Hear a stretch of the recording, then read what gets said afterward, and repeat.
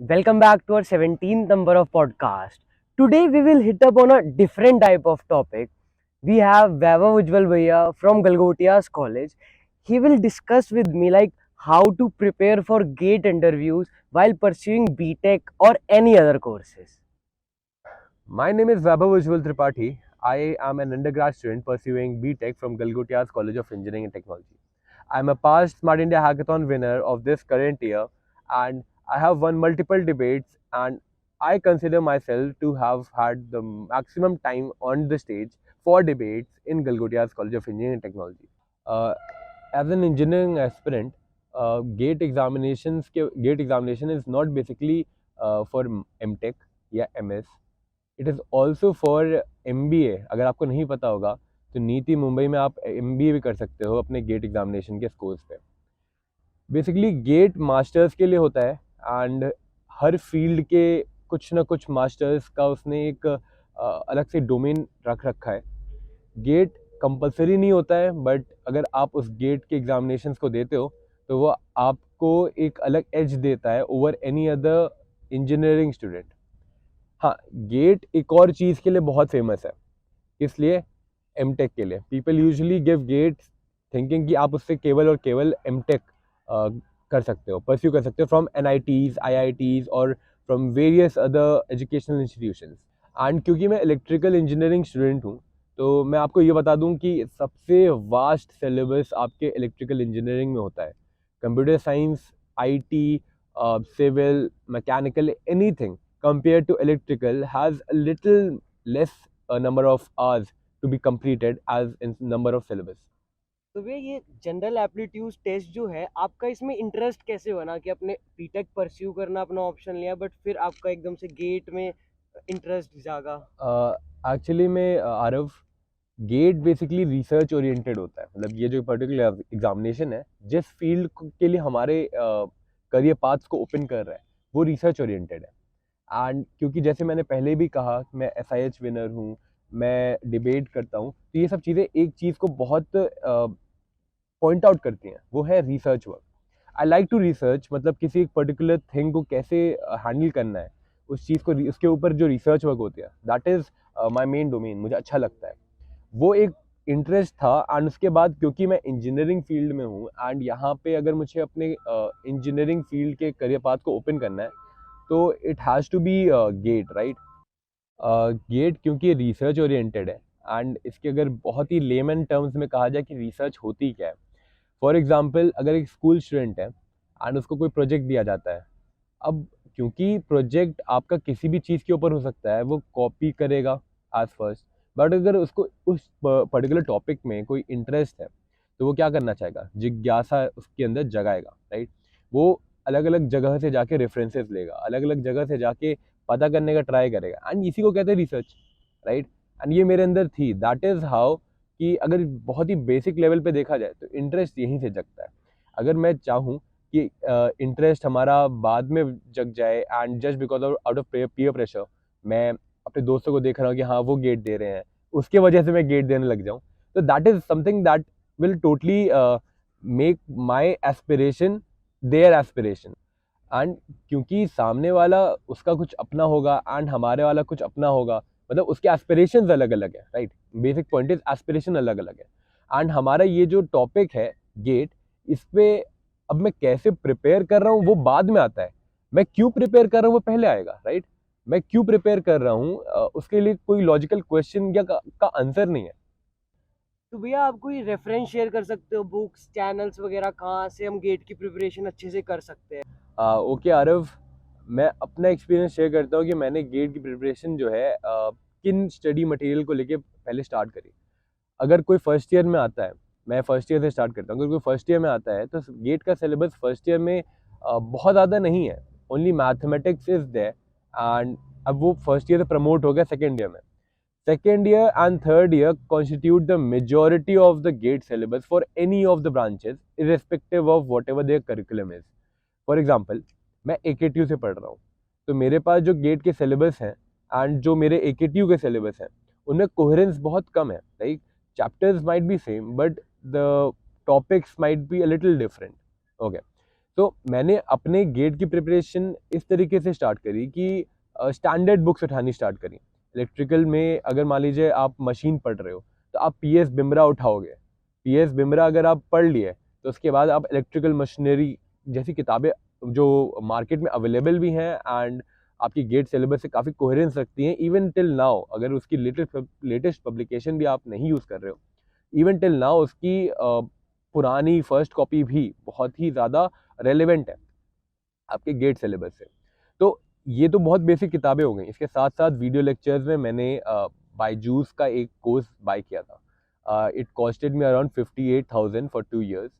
But उस उन video lectures में इट वॉजेंट दैट गुड। मतलब मैंने पहले पढ़ना स्टार्ट किया, कुछ कुछ सब्जेक्ट बहुत अच्छे थे, कुछ कुछ बहुत ख़राब थे। तो आपको मैं ये बताना चाहूँगा कि हाँ, आपकी स्टडी मटेरियल कोई एक पर्टिकुलर पॉइंट से सारे अच्छे नहीं हो सकते। You need to have multiple resources. लोग कहते हैं कि आपके पास सिंगल रिसोर्सेज होने चाहिए, बट एटलीस्ट एक चीज़ की अच्छी रिसोर्स कहीं और से अगर मिल जाए तो you need to have multiple resources for that. For example, मैं मशीन के लिए अभी भी पीएस बिमरा ही रिकमेंड करूंगा and as I am from electrical and जितने भी जैसे कंट्रोल हो गया and I think power system हो गया and there are multiple other subjects here, EMI, EMFT, BSS. तो मैं इनके लिए रेफर करता हूँ कि आपका बहुत ही फ्री कंटेंट होता है एनपीटीईएल पे। वहाँ पे आईआईटीएंस होते हैं, आईआईटी के प्रोफेसर्स होते हैं। वो लोग काफ़ी अच्छा कंटेंट प्रोवाइड कर रहे हैं और बहुत ही ज़्यादा मतलब वैल्यूएबल नॉलेज होती है। आप वहाँ से रेफर कर सकते हो। क्वेश्चन बैंक आपकी काफ़ी अच्छी अच्छी मिल जाती हैं, आपको ऑनलाइन में भी मिल जाएंगी, क्विजेज होते हैं। तो that's how you can go for practising. But अगर आपका कंटेंट यानी आपका जो नॉलेज है हर सब्जेक्ट का अगर वो बहुत क्लियर है तो उसके लिए आपको सबसे पहले अपना बेस स्ट्रॉन्ग करना पड़ेगा। उसके लिए आपको अपना पहले जैसे मेरे इन माय केस एकेटी का करिकुलम अगर मेरा स्ट्रॉन्ग है तो दैट इज हाउ मेरा गेट का एक बेस क्लियर हो जाएगा। क्योंकि because GATE is asking dynamic questions that will include more than 2 topics, more than 3 topics in one question. So GATE का जो पॉइंट ऑफ व्यू है वो ऐसा है कि आप उसको ऑन स्पॉट रिसर्च करके, मतलब रिसर्च नहीं, मतलब ऑन स्पॉट आप किस तरीके से सोचते हो, the way you think is exactly what is being tested in those 3 hours of gate। तो भैया ये तो चीजें हो गई रेफर से कहाँ से पढ़ना होगा। अब इसकी बात करते हैं कि पढ़ना कैसे होगा, कि मतलब आप अपने दूसरा कोर्स की जैसे आप बीटेक कर रहे हो तो उसके साथ साथ प्रिपरेशन कैसे कर सकते हो, टाइम मैनेजमेंट सारी चीजें। बीटेक एज अ कोर्स कोई बहुत डिफरेंट नहीं है बिकॉज यही एक बहुत ही एलिजिबल क्राइटेरिया होता है आपके गेट के लिए। तो मैनेजमेंट कैसे कर रहे हैं, जैसे आप मेरे फॉर एग्जांपल मुझे ले लीजिए, मैं डिबेट करता हूँ, कॉलेज हर एक्टिविटी करता हूँ, साथ ही साथ जितने भी इवेंट्स होते हैं बाहर के मैं उनमें पार्टिसिपेट करता हूँ। But at the same time मेरी जीपीए भी एक अच्छे लेवल पे चल रही है, साथ ही साथ मैं गेट की प्रिपरेशन भी कर रहा हूँ। मैं एक बहुत ही कॉमन पॉइंट समझाना चाहता हूँ, कंपनसेशन प्रोसेस। ये मैंने खुद ही एज एन इवोल्यूशन फाइंड किया था इन सेकेंड ईयर कि जब भी आप इस पर्टिकुलर, जैसे आपका एक पर्टिकुलर गोल है, उस गोल को अचीव करने के लिए आपको जितनी हार्डवर्क की रिक्वायरमेंट होती है वो आप गोल को पहले सेट करने के बाद ही डिसाइड करोगे ना।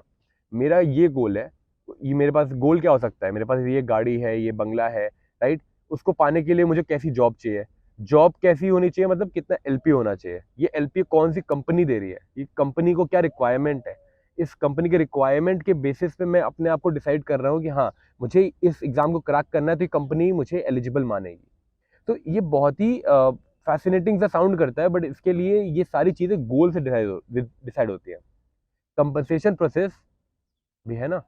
कंपनसेशन प्रोसेस इज बेसिकली कि मुझे इस गोल को पाने के लिए घंटे कितने डेडिकेट करने पड़ेंगे। यूजुअली पीपल से 10 to 12 hours, बट कॉलेज के टाइम पे नहीं हो पाता, आई नो। एंड 1 घंटा, 1.5 घंटा, 2 घंटा, that is maximum that you can give. On weekends it might go to 3 or 4 hours।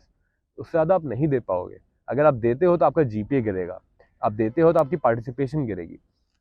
So management बहुत ही रिस्की वाला पार्ट है, but at the same time अगर आपने थोड़ा सा डेडिकेट कर दिया अपना पूरा जो मोटिवेशन है, एक अपने स्लीप आवर्स मतलब अपनी स्लीप रूटीन है, उसको आप थोड़ा सा बिगाड़ोगे एंड सैटरडे संडे को कंपनसेट करोगे।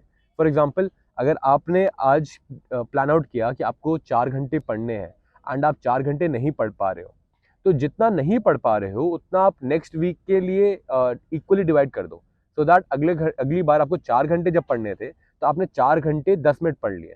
तो आप उससे क्या कर रहे हो, आप थोड़ा थोड़ा अपना जो बचा हुआ टाइम है उसको कंट्रीब्यूट करते हो, आगे चल के वो पाइलअप हो जाएगा।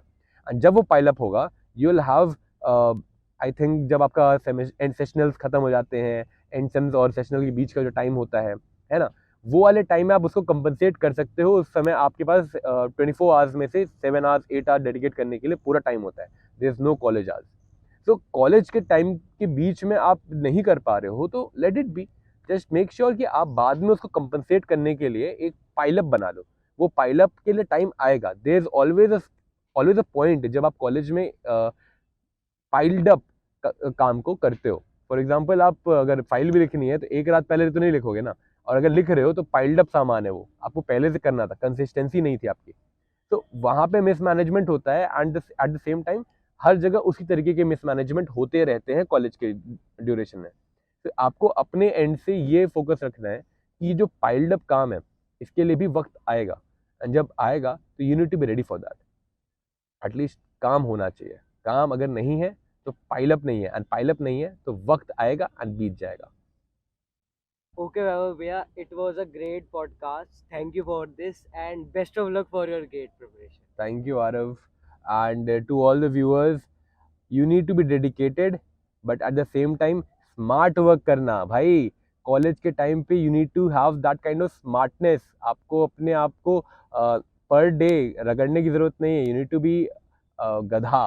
You need to be you need to be the horse that rides on the seesaw, right. तो अपने आप को मैनेजमेंट के पॉइंट ऑफ व्यू से अच्छा रखने का ट्राई करना। एंड जैसे जैसे मैंने बताया हुआ है, इफ़ यू फॉलो दैट, आपका एटलीस्ट कॉलेज टाइम में काफ़ी वक्त बचेगा जिससे आप गेट प्रिपरेशंस में या किसी भी प्रिपरेशन में अपना वक्त दे सकते हो।